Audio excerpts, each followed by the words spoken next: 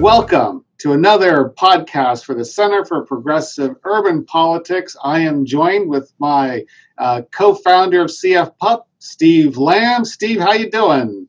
Doing okay this afternoon in Altadena, Kevin. We're having a return to our normal winter, and it's freaking people out. Is it so? It's chilly or warm?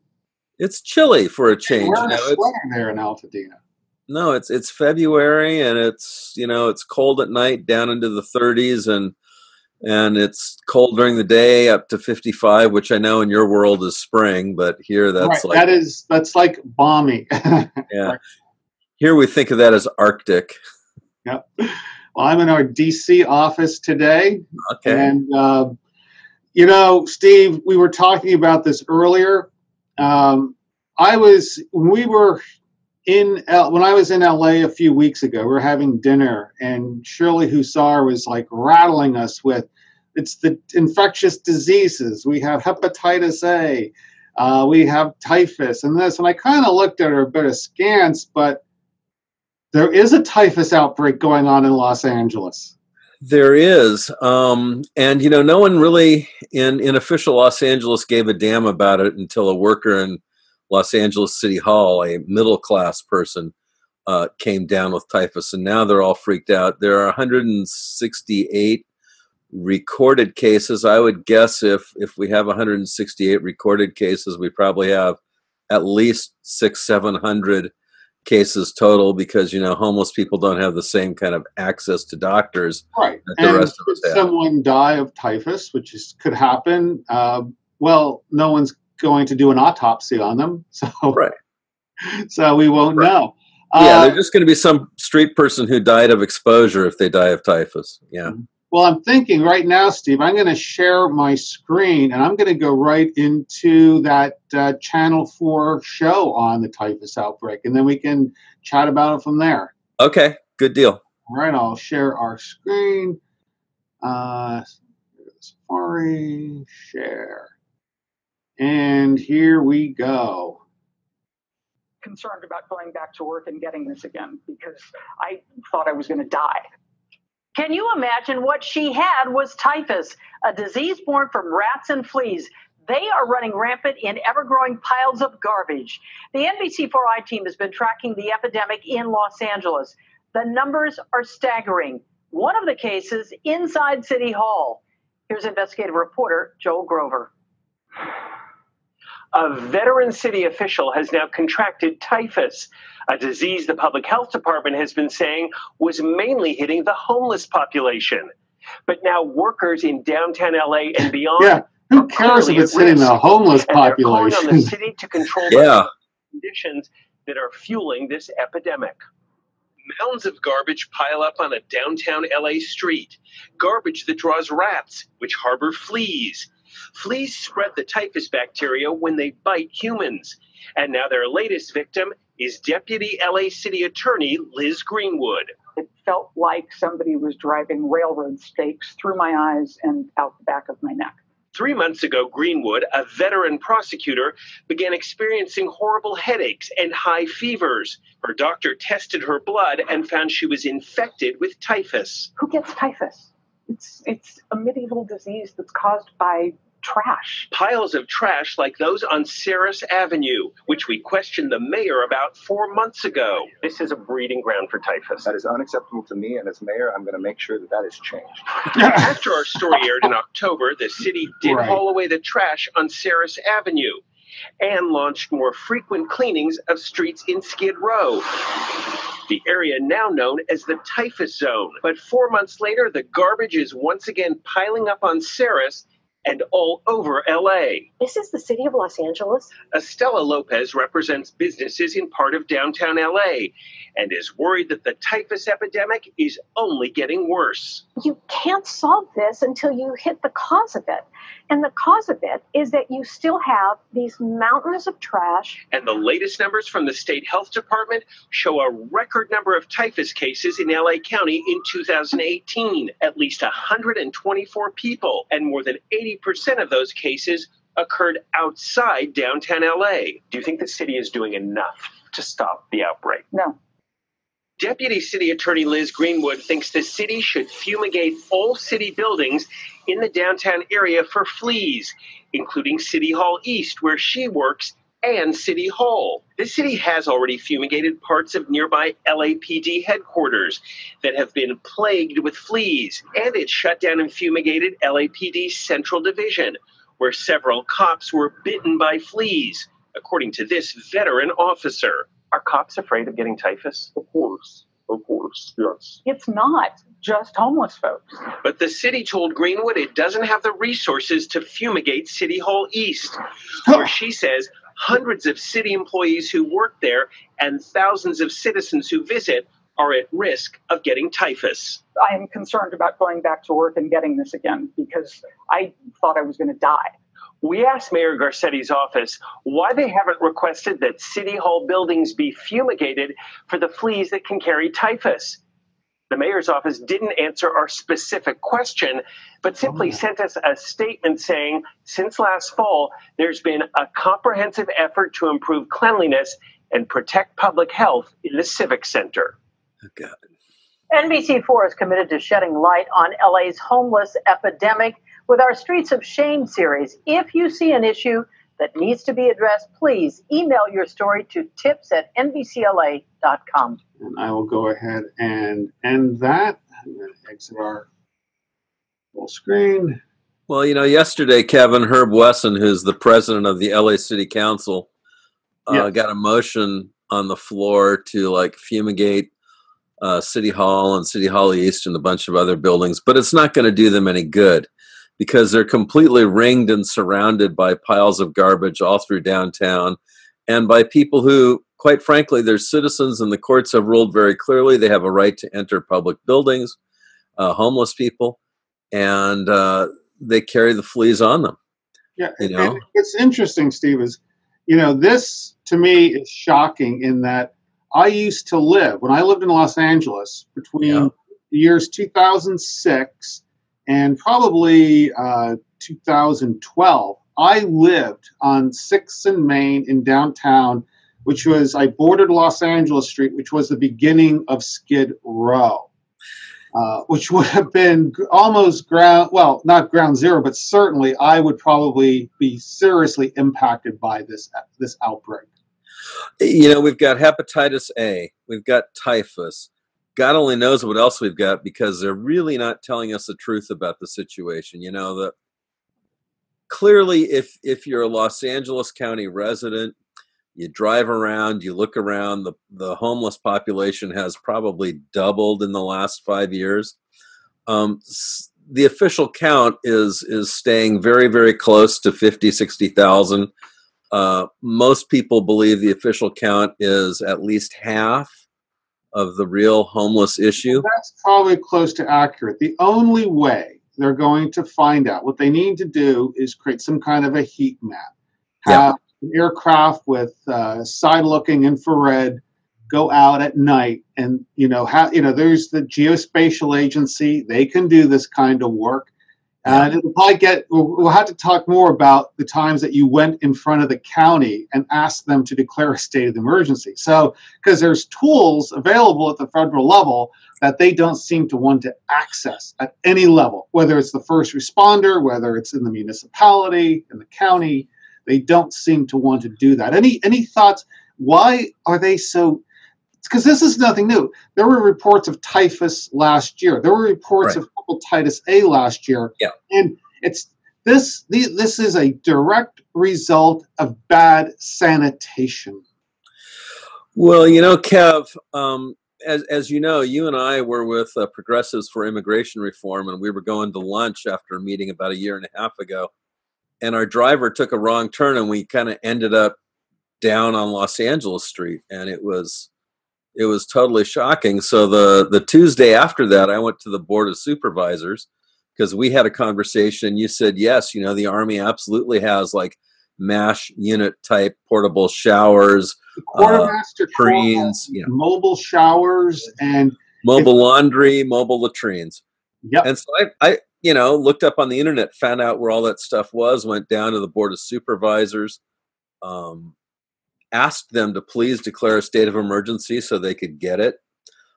told them where it was housed, who they had to write to. They didn't going down and picking it up for them. Yeah, I mean, I did everything but go down and get it for them. And they just kind of didn't respond. My supervisor, Catherine Barger, sent me a very nice email that said I was going to see lots of action on the homeless soon. And so nothing really happened. So I went down again, and I went down again, and I went down again. And so after the third or fourth time, it was pretty clear they had no intent to do anything. So I wrote Governor Jerry Brown because he could also request from the president a state of emergency and get those items. And no response from him. And I went down, after the typhus outbreak became clear when we were talking to Shirley, I went down this Tuesday, and they literally, like the Board of Supervisors who were present, there were only 3 present, but they literally stuck their notebooks and paperwork in front of their faces so that they wouldn't actually have to look at me eye to eye. My God, so they refused to even make eye contact with you. Refused to make eye contact because the craven little cowards. And you're only given, what, 2 minutes to speak to these people? Oh, no. You used to, when I first started going down to the Board of Supervisors 25, 30 years ago, they gave you 3 minutes, and they cut that down to 2. Now they're giving you 90 seconds for agendized items and 1 minute for unagendized items. My gosh, you can't get a word in edgewise for 90 seconds. Yeah, well, I talk fast when I have to, but yeah. And, the Board of Supervisors, they've got a huge tax that they've raised. They've been diverting money to various not-for-profits who provide them with foot soldiers at election time to get elected. John and Ken did a show yesterday afternoon where they were talking about they've got all these not-for-profits that the county's giving money to. It turns out a bunch of them are not registered and have lapsed with the state of California, but they're still getting millions of dollars. Millions of dollars. And making certainly, when I was there was Councilman Weezer. His district was in. He covered Skid Row, and I know he's been given monies to alleviate the ills of homelessness. Well, I mean, here's the thing. Even all of these not-for-profits combined, even if you forked over all the money that the county has, they do not have the money or the skills or the material to do the job that needs to be done. There's only one group in the United States that has that, and it's the National Guard. And these people don't want to ask for the National Guard because it would be embarrassing. They would have to admit their own failure. And they would rather let the rest of us get hepatitis A and get typhus than have to admit that they failed. Yeah, and frankly, hepatitis A, typhus, you could see cholera. You could see, dysentery is another one of those diseases that comes from lack of sanitation. And there's several forms of that, and some of them are fatal. And to triple down on stupid, the city of Los Angeles just made it legal it's been illegal and tolerated and ignored for 30 years to vend food and cook food on the street. And there were so many illegal aliens doing that as a business and organizing to do it that the city of Los Angeles just kind of made it legal. So instead, they basically threw their hands up and knuckled under.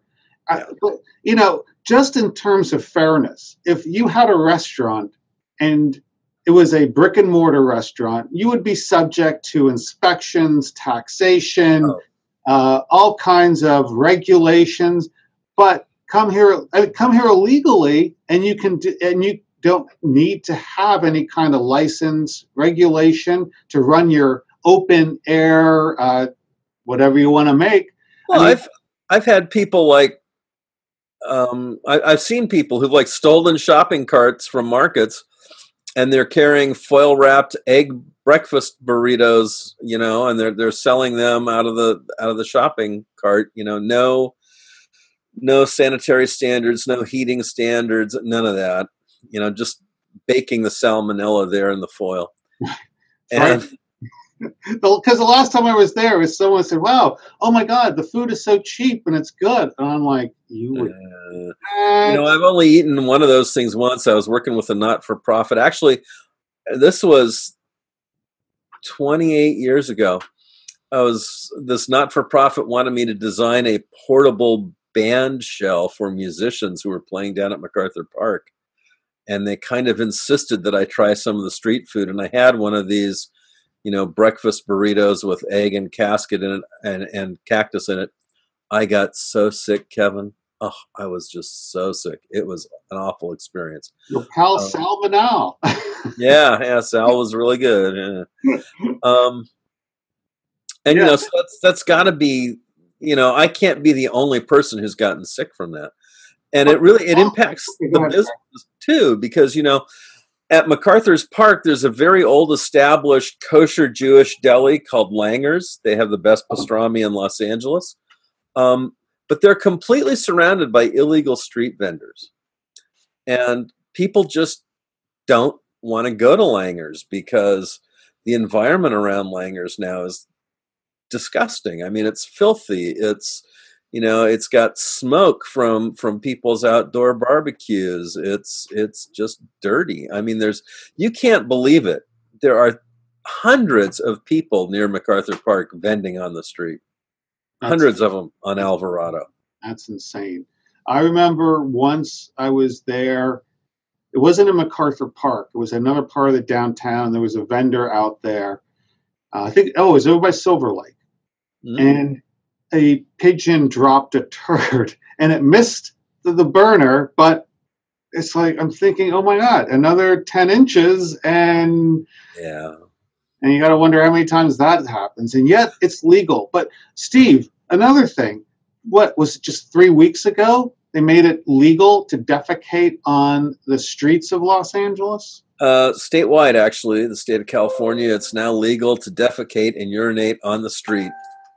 Basically, the police got so tired of neighbors complaining about folks urinating and defecating on the street, and they just made it legal. So, hey, the same street that folks are cooking tacos and burritos and carne asada on, people are also defecating and urinating on. And, you and I were in Los Angeles last month, and we went to this very nice Armenian restaurant in the Fine Arts Building. But we walked several blocks, and from the place where we walked into the Fine Arts Building, I mean, you could smell the stench of urine for like a half a block before the Fine Arts Building. We had to walk around the poo on the street, on the sidewalk. It was really eye-opening because, I drive through downtown Los Angeles going to somewhere. I don't generally walk through it.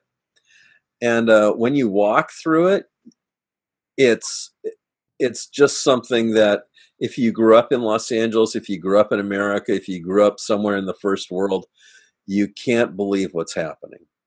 Yeah, in a way, these things are symptoms of an overall collapse of this society and civilization. That's the only way I can look at it, because there's a point now when the infractions are so great that they just don't have the resources to address them. And so it just, all of a sudden, the bar gets lowered and lowered and lowered. And that's sadly what we're seeing in California. And look at San Francisco. There's the same stories are going on in San Francisco. And worse. But you have to also look at the fact that Los Angeles now has fewer policemen than we had in 1970 and double the population. Much like when you double your population and don't add elected positions, like more Congress people, more county supervisors, you have less democracy. So you actually have fewer protections from crime.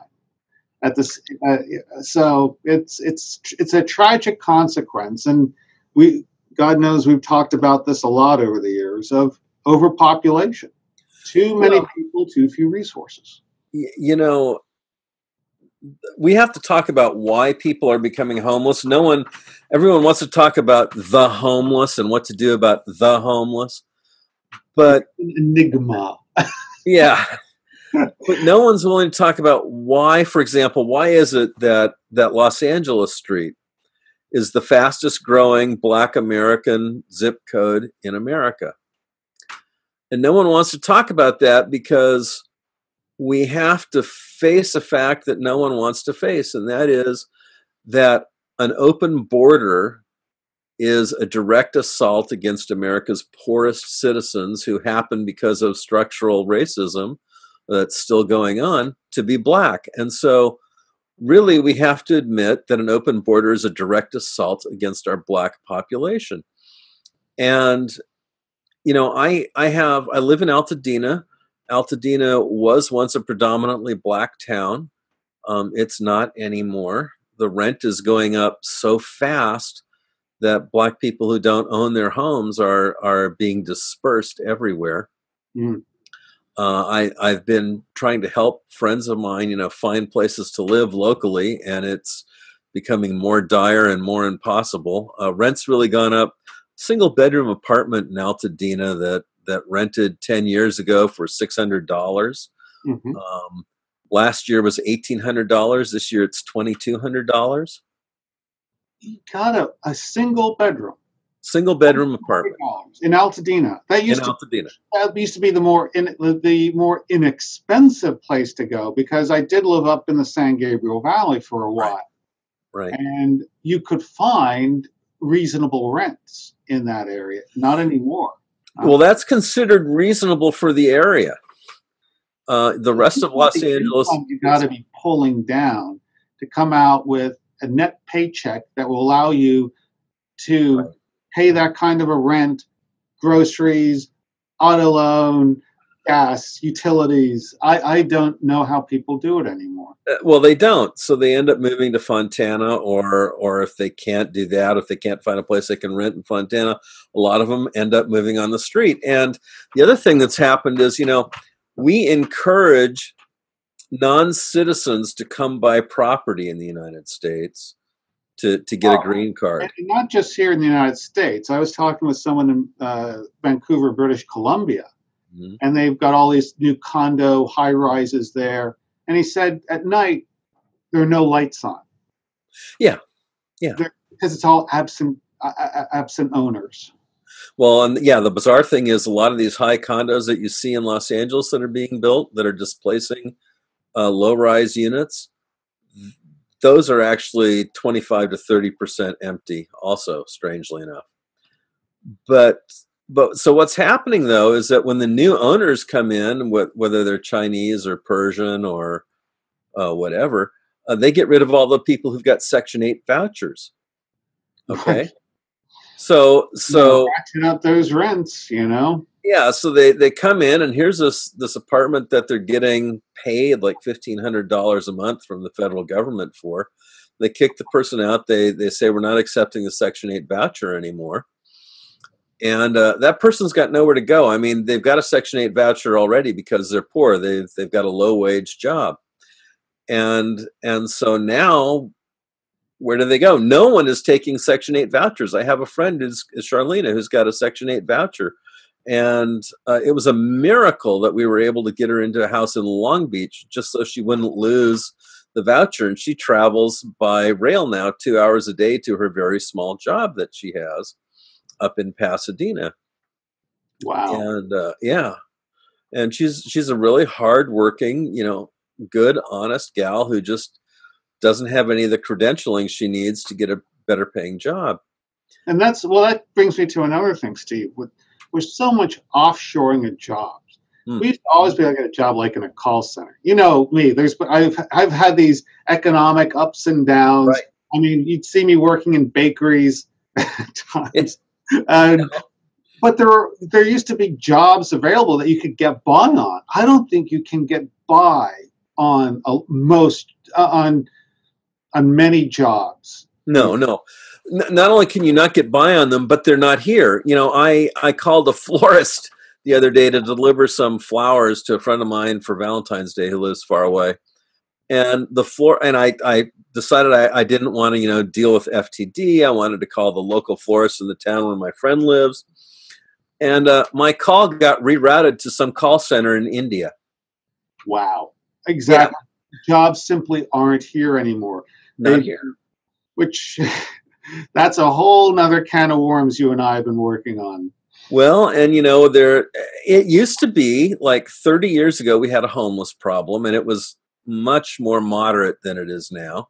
And, I was a young designer looking for solutions, and my solution that I went to the board of supervisors with, I'm still working with the people who don't want to solve anything, because they're the only game in town. But I went to the board of supervisors, and I said, okay, look, what we do is we take guys who are in prison, right? And we enroll them in a program where they're going to actually be building affordable housing. And then we expunge their record if they successfully complete. And we hand them, a used truck and a set of tools. And we set up this thing where we're building housing. And, when we also do job training, we train them for other jobs. And the problem is the other jobs that we would train them for just don't exist. Like all the call center jobs are overseas now. Call center, telemarketing, paralegal. Paralegal used to be a job that, you could pick up in a couple years. You could go through training and get. You can't get that anymore because so much of the paralegal work now is being done by satellite in India. Wow. Yeah. So at this time, when we see shrinking employment opportunities, simply because not that there are jobs out there that can't be filled, but whole sectors are going away, yet there's this view that we should be open to everyone. And the poor, less educated, the better, it seems. I mean, in a way, it's funny because on one hand, most of the people I know who are for open borders believe in the value of education and the importance. I think they want all their kids to go to college, yet for some reason, bringing in folks that aren't that well educated, have less than, maybe have a high school or less than a high school education is a good idea. And that, to me, that's unfathomable. I don't get it. There's kind of a scam going on there. They want every American-born person to go to college in order to leave room in all the trades for all the people who they're going to bring in. And what's amazing, when I was younger, we did all of that work. We dug the ditches. We worked on the farms and the ranches. We did that work. And for those who remained in it, they would dig a ditch, but they get into construction, and then they get into the trades. And then they, over the course of 10 or so years, they would learn a valuable and marketable skill. Yeah. And that's really tough now because, so many people are coming from across the border who are willing to do construction jobs for a lot less than what's really now in California, at least a living wage. And well, a living wage at an American middle class standard, a person and or his wife living together in one housing unit. When you walk around Altadena now, and since my heart operation, I walk a lot. And one of the things that I'm amazed at is how many families are double, triple, sometimes 4 families living in a house. Really? Oh, so yeah. That's how they get by when you can't afford rents. Yeah. Double and triple up. Yeah, so you'll go buy a house, 1,200 square foot post-war house that was originally designed for a man, his wife, and 2 kids, right? And there are like 9 to 10 people living in that house. And people don't really understand this, but that puts a tremendous additional load on the infrastructure. Sure. Think of all the toilet flushes, the showers, and toilet flushing, showers, electrical, computer battery charging. Yeah. And then for those not equipped for that, let's just say you came to California. I know one guy when I was last in LA, we spoke by phone, but he had first come to LA 30 years ago, did a lot of jobs, a lot of odd jobs. And now there's nothing open to him. He can't afford to stay there. Right. and he has to move. And this is a guy who doesn't have, an extended family or families that he can go and live with. So he has no choice but to vacate. It's really a tragedy that we see unfolding. I have a Danish friend, immigrant to this country, worked in the music industry as a sound editor, and it's become so expensive for him to live here, and they've figured out so many ways to offshore sound editing out of the country because it's all digital now, right? That he's moving to the Midwest because someone offered him a sound editing job in Minnesota, and the rent's low enough and the job pays well enough that he can actually support himself. And he's been, really on pins and needles for the last year and a half, thinking he was going to be homeless at any moment. So that's what globalization is doing for the state of California, no matter how great Gavin Newsom tells you it is. Well, and then again, it brings us full circle. He's probably, a lot of people are just a few weeks from Skid Row when it really comes down to it. There have been a lot of articles talking about how, many Americans, maybe 40% of Americans, would have trouble scraping together $1,000 in an emergency without having to go into debt. Yeah, and an emergency is really easy to happen in a highly technical society. Your car's computer can go out, and that's a couple grand. Yeah. It's someone will get you a loan, an 8-year loan. That yeah, but you're just at that point you're just underwater all the time, and we have a society where people are underwater now all the time. Mm-hmm. Young people, and when I say young people, I mean 45 and under now. If they live in California, unless they're making as a couple over $250,000 a year, or unless their parents hand them a huge chunk of money for a down payment, they don't have a hope of owning a house. No. Well, Steve, we're running up against the time buffer. All right. Anything else you think we need, circling back to these unsanitary conditions that are giving rise to things like typhus, hepatitis A that we know of? Right. Any additional thoughts, anything you want to leave the audience with? Yeah, I've been to the Board of Supervisors. They don't want to bother. Been to the governor. He doesn't want to bother. I think the only way, if you're a Californian, that we can solve this issue and protect ourselves, at least temporarily, until we can figure out what to do about homeless folk and how to get them employed and in a better situation. Please, we need to start writing President Trump and asking for a state of emergency directly, because he's the only person in our government who potentially actually gives a good goddamn about the health and safety of the American people. Yeah, it sounds trite, but this we can do. And it sounds like the will just is not there. And maybe it's a good thing to create a petition statewide. Yeah, I'm looking at the best way to do that, and get as many Californians to sign it, asking the president. Basically, it's the right to petition. You have the right to petition, and go directly to the president and ask for the National Guard to come in and clean the situation up.